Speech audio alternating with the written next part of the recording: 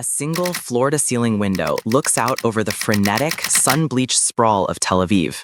Inside, however, the air is cool, conditioned, and silent, save for the soft clatter of keyboards and the low, constant hum of server racks. This is the paradoxical heart of the Silicon Wadi, Israel's high-tech corridor, where ancient traditions are being meticulously reverse-engineered. At a minimalist white desk, a young developer named Tamar stares at her monitor. The screen is stark black, the text a brilliant green. A single command line blinks, a digital pulse awaiting instruction. With a final sip of coffee and a deep breath, she types a question, not in Hebrew or English, but into the query field of a new kind of oracle, Rabbi AI 1.0. The dilemma she poses is one her great-grandparents could never have imagined.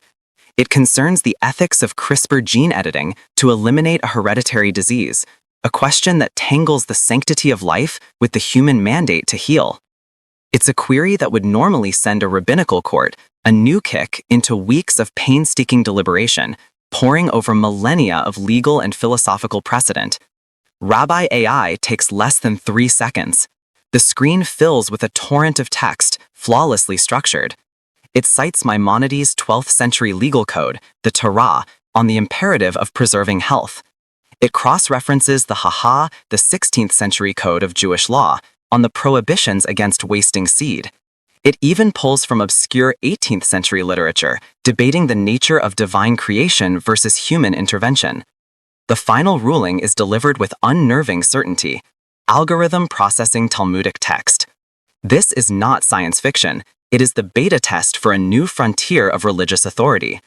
For over 2,000 years, the intricate web of Jewish law, halacha, has been a profoundly human endeavor. It is a system built not on static commandments, but on a dynamic, often contentious conversation across generations. It's a living organism, growing from the core of the Talmud, a vast compendium of legal debates, folklore, and ethical arguments. The Talmudic method itself is one of disagreement, where differing opinions are recorded side by side, both preserved as valid paths to understanding truth. The process of deriving law from these texts is a deeply interpretive art, requiring not just encyclopedic knowledge, but a quality known as a kind of empathetic, intuitive wisdom. It demands an understanding of the person asking the question, their circumstances, their fears, their hopes. Now, that entire, sprawling, beautifully messy tradition is being translated into Python. Tamar and her team see this as an act of radical democratization. For centuries, deep halachic knowledge has been the domain of an elite few, she might explain, her voice filled with the sincere conviction of a true believer in technology's promise. A Jew in a small town in Argentina, or a young student struggling with a question of identity, shouldn't have less access to this wisdom than someone living next to a great yeshiva in Jerusalem. We are simply creating a new vessel for an ancient light. But in those yeshivas, the skepticism is palpable. We sit with an elderly rabbi, his study lined with thousands of leather-bound volumes, each a testament to a lifetime of human scholarship. He runs a hand over his long white beard, his eyes filled with a gentle sadness. A computer can hold more information than I could ever learn, he concedes. It can cite every source, every footnote. But halacha is not a database lookup. It is a dialogue between a soul and God, with the rabbi as a humble facilitator. It requires understanding the tears behind the question. It requires knowing when the law must bend for human dignity. Can an algorithm understand a person's shame? Can it weigh the spirit of the law against its letter? It has knowledge, but does it have a heart? This is the core tension. The project is built upon the very human desire for clarity and accessibility in a complex world. Yet, it challenges the foundational principle of the unbroken chain of rabbinic ordination stretching back, according to tradition, to Moses himself. Yorha is more than a credential. It is a transmission of human-to-human authority, an affirmation that the arbiter of the law is a fellow traveler in the human condition. Rabbi AI, for all its processing power, has never prayed in a moment of desperation, never rejoiced at a wedding, never comforted a mourner. It has no lived experience. It is a perfect scholar with an empty life. The system's proponents argue it's merely a tool, a sophisticated search engine to aid human decision-making.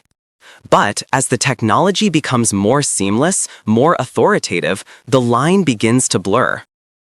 We are witnessing the birth of an artificial authority, one that offers the seductive promise of perfect objectivity. But in the deeply subjective realm of faith and ethics, is objectivity a virtue, or is it the first step in replacing human wisdom with the cold, unyielding calculus of logic? Can an entity that has never felt doubt, love, or loss truly adjudicate the most human of questions? From that blinking cursor in Tel Aviv, the question of a machine's capacity for human wisdom echoes thousands of miles south, reverberating through the ancient, sun-drenched courtyards of Cairo's Al-Azhar University, one of the oldest and most revered centers of Islamic learning in the world. Here, the abstract debate over a rabbi AI finds a powerful parallel in discussions about a digital imam, an artificial intelligence capable of issuing a formal Islamic legal ruling. The technological premise is identical, but the theological framework and the potential pitfalls are unique. We walk with a senior cleric, a professor of Islamic jurisprudence, his robes flowing as he moves through halls that have housed scholars for over a millennium. The scent of old paper and fragrant tea hangs in the air. He leads us into a vast library, a sanctuary of human knowledge, and with practiced hands, he pulls a heavy, 1,000-year-old manuscript from a shelf. The pages are filled with dense, elegant calligraphy. This, he says, his voice a low, respectful murmur, is the work of a scholar who dedicated his entire life to a single pursuit, understanding God's will. He explains the principle of the rigorous, intellectual, and spiritual struggle of a qualified scholar to derive a ruling from the sacred sources. It is the engine of Islamic legal thought. The law is not just text, he states, tapping a finger on an illuminated passage. It is context, it is intent, what we call akhlaq, and above all, it is compassion. These are the tools of the ancient Islamic legal manuscript. Islamic legal manuscript is a profoundly human process, requiring a deep synthesis of the Quran, the core qiyas, and analogical reasoning and scholarly consensus. A true scholar must not only master these texts, but also the occasions of revelation, the historical and social context in which a verse was revealed or a tradition was established.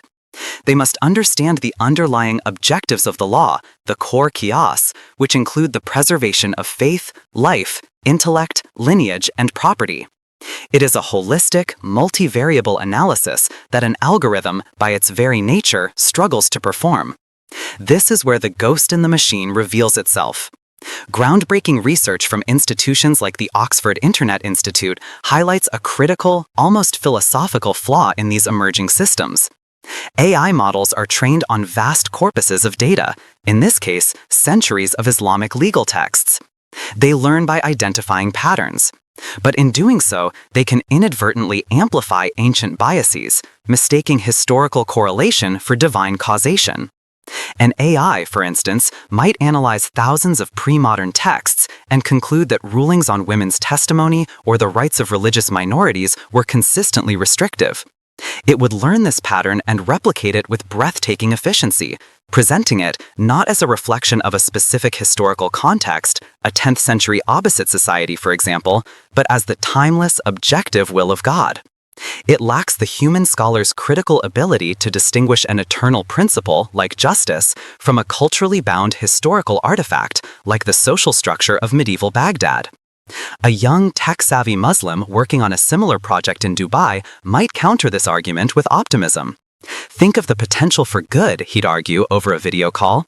Millions of young Muslims are getting their religious information from unverified sources on the internet, often from extremist voices. A properly designed AI, trained on the works of the greatest, most moderate jurists in our history, could be a powerful force for good. It could provide sound, accessible guidance and act as a bulwark against radicalism. The Al-Azhar scholar would listen patiently before responding. The intention is noble, but you are asking the machine to do something it cannot. You are asking it to possess a soul. When a person comes to me with a question, I do not just hear their words. I see their face. I sense their state. Are they asking from a place of fear, of arrogance, of sincere confusion? My response must be tailored to them, to guide their heart, not just to answer their query. A taqwa is a heavy responsibility, a spiritual diagnosis. A machine sees only the query, the text, not the human being. This reveals the deeper danger, not that the AI will be wrong, but that its rightness will be a shallow, brittle thing. It could create a new form of digital fundamentalism, one that is eerily persuasive because it wears the mask of objective, data-driven truth. It freezes a dynamic, living tradition into a static set of rules, stripped of the very human qualities, empathy, contextual awareness, and the recognition of intent that have allowed it to adapt and thrive for 14 centuries. How do you program a soul to see the difference between the eternal and the ephemeral? And what happens when we stop trying and instead let the algorithm decide for us? From the hallowed theoretical debates in the halls of Al-Azhar, that question, what happens when we let the algorithm decide, is no longer an academic exercise. It's playing out in the quiet, brightly lit living rooms of suburban homes around the world, where faith and modernity collide not in a classroom, but in the palm of a hand. We meet a young Muslim couple, Amir and Fatima. They are architects, educated, devout, and trying to build a life that is both faithful and financially secure. Their immediate challenge is a familiar one for millions, buying their first home in a financial system built on interest, or riba, which is explicitly forbidden in Islam. For weeks, they've researched Islamic mortgages, complex financial products designed to be Sharia compliant.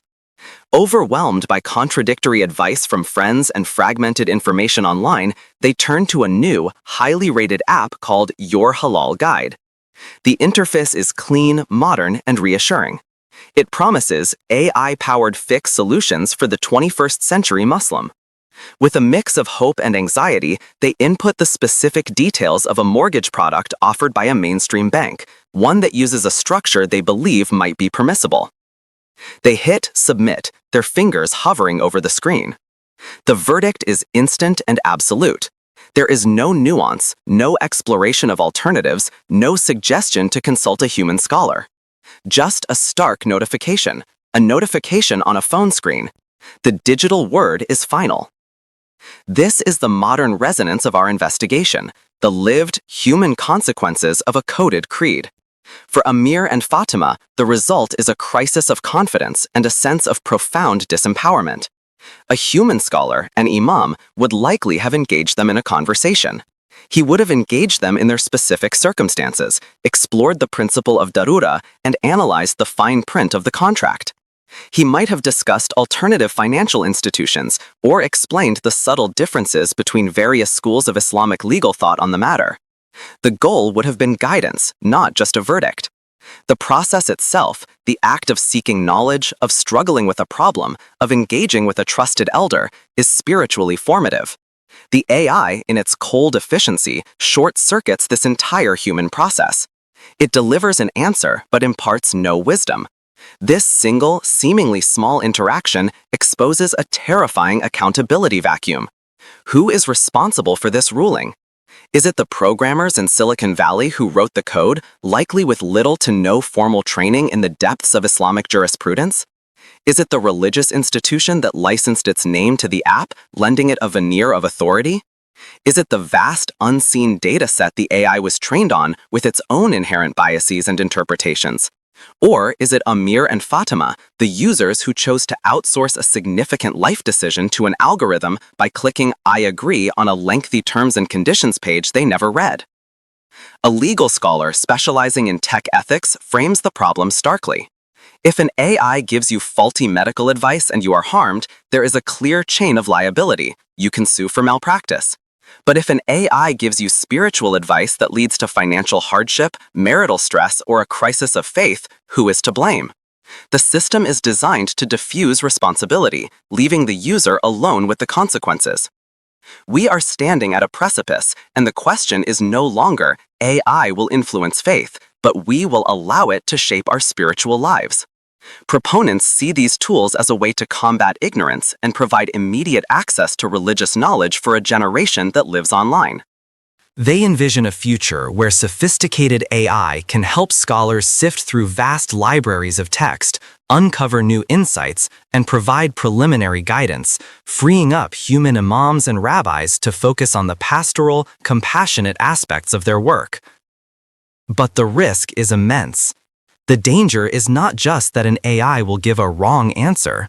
The deeper, more insidious danger is that we will begin to prefer its right answers, answers that are quick, easy, and free of the messy, difficult, and often ambiguous work of human moral reasoning.